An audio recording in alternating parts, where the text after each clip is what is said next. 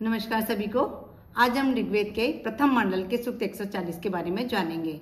इसके ऋषि हैं दीर्घतमा, देवता हैं अग्नि और छंद है जगते। यदि आपने अभी तक पारसपति चैनल को सब्सक्राइब नहीं किया है और आपको लगता है कि वेदों का ज्ञान हमारे लिए जरूरी है तो इस चैनल को अवश्य सब्सक्राइब कीजिए, साथ ही बेल आइकन भी दबाइए ताकि रोज आने वाला सूक्त आपको जल्दी से जल्दी प्राप्त होता रहे। और अपने वैल्यूएबल कमेंट देना भी ना भूलें क्योंकि वो मुझे मोटिवेट करते हैं और अगर कोई सुधार की आवश्यकता होती है तो मैं सुधार भी कर सकूं। पसंद आए तो लाइक अवश्य कीजिए। वेदों के ज्ञान को आगे बढ़ाने के लिए आपका सहयोग बहुत जरूरी है। चलते हैं ऋग्वेद के प्रथम मंडल के सूक्त 140 की ओर।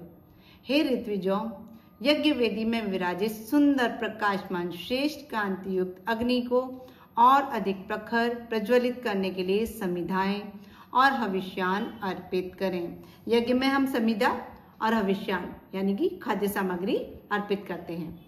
उस पावन रथ के समान प्रकाशमान, तेजस्वी तथा अंधकार के विनाशक अग्निदेव को अपने स्त्रोतों द्वारा किसी वस्त्र से आच्छादित करने की तरह ढक दे। दो विधियों मंथन एवं अग्न्याधान द्वारा प्रकट अग्निदेव 3 प्रकार के आज्य, पुरोडाश तथा सोमरूप अन्नों को प्राप्त करते हैं।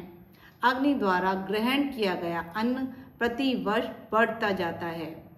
वे अग्निदेव जठराग्नि के रूप में भक्षण करते हैं और दावानल के रूप में जंगल के वृक्षों को जला देते हैं। अग्नि प्रज्वलन से काली हुई दोनों अरणी रूपी माताएं कंपित होती हैं। इसके बाद उस गतिमान ज्वालाएं रूपी जीवाओं से युक्त अंधकार नाशक, शीघ्र प्रज्वलनशील तथा साथ रहने योग्य, विशेष प्रयत्न द्वारा रक्षित तथा अपने पालनकर्ता याजकों की समृद्धि बढ़ाने वाले शिशि रूप अग्नि को हम याजक गण प्रकट करते हैं। मोक्षप्रद, तीव्र गतिशील, कृष्ण मार्गी, नानाविध रंगों से युक्त, शीघ्रगामी, वायु द्वारा प्रभावित तथा सर्वत्र संख्याप्त होने वाले अग्निदेव गतिशील मनुष्यों के लिए यज्ञ कार्यों में विशेष उपयोगी हैं।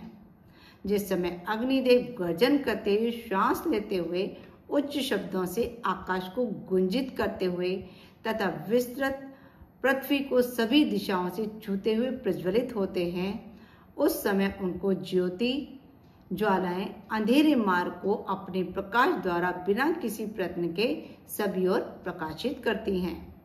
जो अग्निदेव पीत वर्ण वाली औषधियों से मानो उनको सुशोभित करने के लिए प्रविष्ट होते हैं और बैल के समान शब्द करते हुए आज्ञा पालन करने वाली पृथ्वी रूप औषधियों वनस्पतियों को भी खाने लगते हैं।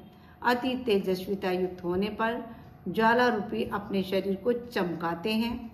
विकराल रूप धारण करके भयंकर बैल के समान ज्वाला रूपी सींगों को घुमाते हैं। ये अग्निदेव कभी प्रकट कभी अप्रत्यक्ष रूप से औषधियों में अपनी सामर्थ्य को व्याप्त करते हैं। प्रकट रूप में अग्नि की अविच्छिन्न ज्वालाएं सर्वोच्च दिव्य लोक की ओर बढ़ती हैं। पश्चात वे ज्वालाएं अपने पिता रूप अग्नि सहित पृथ्वी और अंतरिक्ष में सूर्य, विद्युत, अग्नि, वर्णनल, दावानल आदि विविध रूप धारण करती हैं।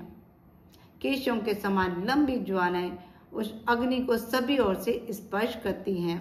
वे ज्वालाएं मृत रूप होती हुई श्री अग्नि से मिलने के लिए ऊर्ध्वमुख होकर ज्वलंत हो उठती हैं। अग्निदेव उन ज्वालाओं की जीर्णता को समाप्त करके उन्हें सामर्थ्य और जीवंत बनाते हुए गर्जन करते हैं। धरती माता के तृण रूपी वस्त्रों को, वनस्पति आदि को, यहाँ वस्त्र किस क्या बताया गया है? वनस्पति। ये अग्निदेव विजयशील प्राणियों के साथ वेग पूर्वक जाते हैं। वे मनुष्य और पशुओं को अन्न रूपी शक्ति देते हैं।